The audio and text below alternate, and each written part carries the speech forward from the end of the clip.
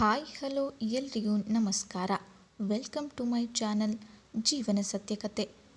ಬಾಲಕೃಷ್ಣನು 2 ಮರಗಳಿಗೆ ಜೀವ ನೀಡಿದ ಕತೆ. ಒಂದು ದಿನ ಯಶೋಧಾದೇವಿ ಕೃಷ್ಣನ ಕಾಲಿಗೆ ಮತ್ತು ಸೊಂಟಕ್ಕೆ ಗೆಜ್ಜೆಗಳನ್ನು ಕಟ್ಟುತ್ತಾಳೆ.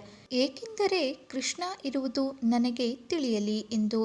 ಕೃಷ್ಣನು ಬೃಂದಾವನದಲ್ಲಿ ಆಟವಾಡುತ್ತಿದ್ದ ಸಮಯದಲ್ಲಿ ತನ್ನ ಕಾಲಿನ ಉರುಳು ಅಲ್ಲಿದ್ದ 2 ಮರಗಳಿಗೆ ತಗುಲಿ ಕಿತ್ತುಕೊಳ್ಳುತ್ತದೆ. ಆ 2 ಮರಗಳು ಹಿಂದಿನ ಜನ್ಮದಲ್ಲಿ ಕುಬೇರನ 2 ಮಕ್ಕಳಾಗಿರುತ್ತಾರೆ. ಶಾಪದಿಂದ ಅವರು ಮರಗಳಾಗಿ ಪರಿವರ್ತನೆಗೊಂಡಿರುತ್ತಾರೆ. ಹಾಗಿದ್ರೆ ಇವರು ಶಾಪಗ್ರಸ್ತರಾಗಲು ಕಾರಣವೇನಿರಬಹುದು ಎಂದು ಈ ಕಥೆಯಲ್ಲಿ ತಿಳಿಯೋಣ ಬನ್ನಿ. ಕುಬೇರನ ಮಕ್ಕಳಾದ ನಳಕುಬೇರ ಮತ್ತು ಮಣಿಗ್ರೀವ ಎಂಬುವವರಾಗಿದ್ದರು. ಅವರಿಬ್ಬರು ಬಲು ಮುದ್ದಿನಿಂದ ಬೆಳೆದು ಕೆಟ್ಟವರಾಗಿ ಪರಿವರ್ತನೆಯಾಗಿದ್ದರು. ಅವರ ದುಷ್ಟತನದಿಂದ ಅಕ್ಕಪಕ್ಕದವರಿಗೂ ಮತ್ತು ಅವರ ಪೋಷಕರಿಗೂ ಮನಸ್ಸಿಗೆ ನೆಮ್ಮದಿಯೇ ಇಲ್ಲದಂತಾಗಿತ್ತು. ಅವರು ಬಹು ಅಹಂಕಾರಿಗಳೂ ಆಗಿದ್ದರು. ಒಂದು ದಿನ ಮಂದಾಕಿನಿ ನದಿಯ ದಂಡೆಯಲ್ಲಿ ಕುಳಿತು ಮದ್ಯಪಾನ ಮಾಡುತ್ತಿದ್ದರು. ಆಗ ಆ ದಾರಿಯಲ್ಲಿ ಕೆಲವು ಮಂದಿ ದೇವತಾ ಸ್ತ್ರೀಯರು ಹೂವಿನ ಬುಟ್ಟಿಯನ್ನು ಹಿಡಿದು ಹೋಗುತ್ತಿದ್ದರು. ಆಗ ಅಲ್ಲಿರುವ ಕುಬೇರನ ಮಕ್ಕಳು ಅವರನ್ನು ನೋಡಿ ಕುಚೇಷ್ಟೆ ಮಾಡಿದರು. ಅವರನ್ನು ತಮ್ಮೊಂದಿಗೆ ಬರುವಂತೆ ಕೂಡ ಕರೆದರು. ಅಷ್ಟರಲ್ಲಿ ಅದೇ ದಾರಿಯಲ್ಲಿ ಬರುತ್ತಿದ್ದ ನಾರದ ಮುನಿಗಳು ಇದನ್ನು ಕಂಡು ಅಲ್ಲಿಗೆ ಬಂದರು. ಆ ದೃಶ್ಯವನ್ನು ನೋಡಿ ನಾರದ ಮುನಿಗಳಿಗೆ ತುಂಬಾನೇ ಕೋಪಗೊಂಡು ಕೆಲವು ಮಾತುಗಳನ್ನು ಹೇಳಿದರು. ದುಷ್ಟರೇ, ಹಣಮದ, ಭೋಗಮದ, ಅಧಿಕಾರದ ಮದ ನಿಮ್ಮ ತಲೆಯನ್ನು ಹೊಕ್ಕಿದೆ. ನಿಮ್ಮ ನಡವಳಿಕೆ ನಾಚಿಕೆಗೇಡು. ನಿಮ್ಮ ಜನ್ಮವೇ ಕೆಟ್ಟು ಹೋಗಿದೆ. ಶಿಸ್ತು, ಸಂಯಮ, ಹತೋಟಿಗಳೆಂಬುದು ನಿಮ್ಮ ಜನ್ಮದಲ್ಲೇ ಇಲ್ಲ. ವಿನಯ ಎಂಬುದೇ ನಿಮಗೆ ಗೊತ್ತಿಲ್ಲ.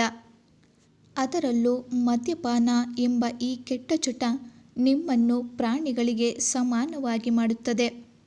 ಎಂತಹ ತಂದೆಗೆ ಎಂತಹ ದುರುಳ ಮಕ್ಕಳು. ನೀವು ಹಾಳಾಗಿ ಹೋಗಿರಿ. ನೀವು ಯಾವುದೇ ಸಂವೇದನೆ ಇಲ್ಲದ ಮರಗಳಾಗಿ ಎಂದು ಶಪಿಸುತ್ತಾರೆ. ಆಗ ಆ ಇಬ್ಬರಿಗೂ ತನ್ನ ತಪ್ಪಿನ ಅರಿವಾಗುತ್ತದೆ ಮತ್ತು ನಾರದರ ಕಾಲಿಗೆ ಬಿದ್ದು ಕ್ಷಮೆಯನ್ನು ಯಾಚಿಸುತ್ತಾರೆ. ಆಗ ನಾರದರು ಕ್ಷಮಿಸಿ ಒಂದು ಮಾತನ್ನು ಹೇಳುತ್ತಾರೆ. ಋಷಿ ವಾಕ್ಯ ಸುಳ್ಳಾಗದು. ಅಂದರೆ ಋಷಿಗಳು ಒಂದು ಸಾರಿ ಶಪಿಸಿದರೆ ಅದನ್ನು ಹಿಂದಕ್ಕೆ ಪಡೆಯಲು ಸಾಧ್ಯವಿಲ್ಲ ಎಂದು. ನೀವು ಒಂದು ಜನ್ಮ ಮರಗಳಾಗಿ ಕಳೆಯಲೇಬೇಕು. ದ್ವಾಪರ ಯುಗದಲ್ಲಿ ಕೃಷ್ಣನ ಜನನವಾಗುತ್ತದೆ. ಅವನಿಂದ ಮಾತ್ರ ನಿಮ್ಮ ಮೋಕ್ಷವಾಗುತ್ತದೆ ಎಂದು ಹೇಳಿ ಅಲ್ಲಿಂದ ಹೊರಡುತ್ತಾರೆ. ನಂತರ ಕುಬೇರನ ಪುತ್ರರು ನಂದಗೋಪನ ಅಂಗಳದಲ್ಲಿ ಅರ್ಜುನ ವೃಕ್ಷಗಳಾಗಿ ಹುಟ್ಟಿದರು. ಇವನು ನಂದನು ಯಮಳಾರ್ಜುನ ಎಂದು ಕರೆಯುತ್ತಿದ್ದರು. ಒಂದು ದಿನ ಯಶೋದೆ ಕೊರಡನ್ನು ಮರಗಳ ಮಧ್ಯೆ ಇರಿಸಿ ಮನೆಯೊಳಗೆ ಹೋದಳು. ಅದನ್ನು ಕಾಯುತ್ತಿದ್ದ ಕೃಷ್ಣ ಹಗ್ಗದಿಂದ ಆ ಹೊರಳನ್ನು ಜಗ್ಗಿದ. ಅವನ ಜಗ್ಗುವಿಕೆಗೆ 2 ಮರಗಳು ಕೆಳಗೆ ದೊಪ್ಪನೆ ಬಿದ್ದವು. ಮರಗಳು ನೆಲಕ್ಕೆ ಬೀಳುತ್ತಲೇ ಅವುಗಳಿಂದ ಯಕ್ಷ ಜೋಡಿಗಳು ಅಂದರೆ ಕುಬೇರನ ಪುತ್ರರು ಹೊರಬಂದರು. ಆಗ ಅಲ್ಲೇ ಇದ್ದ ಶ್ರೀಕೃಷ್ಣನಿಗೆ ವಂದಿಸುತ್ತಾ ಸ್ವರ್ಗದ ದಾರಿ ಹಿಡಿದರು. ಮರಗಳು ಬಿದ್ದಾಗ ಉಂಟಾದ ಶಬ್ದ ಕೇಳಿ ಯಶೋದೆಗೆ ಗಾಬರಿಗೊಂಡು ಓಡಿ ಬಂದಳು. ಅಲ್ಲಿ ಕೃಷ್ಣ ನಗುತ್ತಾ ಕುಳಿತಿದ್ದನ್ನು ಕಂಡು ಸಂತೋಷದಿಂದ ಅವನನ್ನು ಎದೆಗಪ್ಪಿ ಮುತ್ತಾಡಿದಳು. ನೋಡಿದ್ರಲ್ಲ ಸ್ನೇಹಿತರೆ, ಇದಾಗಿತ್ತು ಇವತ್ತಿನ ವಿಡಿಯೋ. ಈ ವಿಡಿಯೋ ನಿಮಗೆ ಇಷ್ಟ ಆದರೆ ಒಂದು ಲೈಕ್ ಮಾಡಿ. ಹಾಗೂ ನೀವಿನ್ನೂ ನಮ್ಮ ಚಾನಲ್ನ ಸಬ್ಸ್ಕ್ರೈಬ್ ಮಾಡ್ಕೊಂಡಿಲ್ಲ ಅಂದರೆ ಈಗಲೇ ಸಬ್ಸ್ಕ್ರೈಬ್ ಮಾಡ್ಕೊಳ್ಳಿ.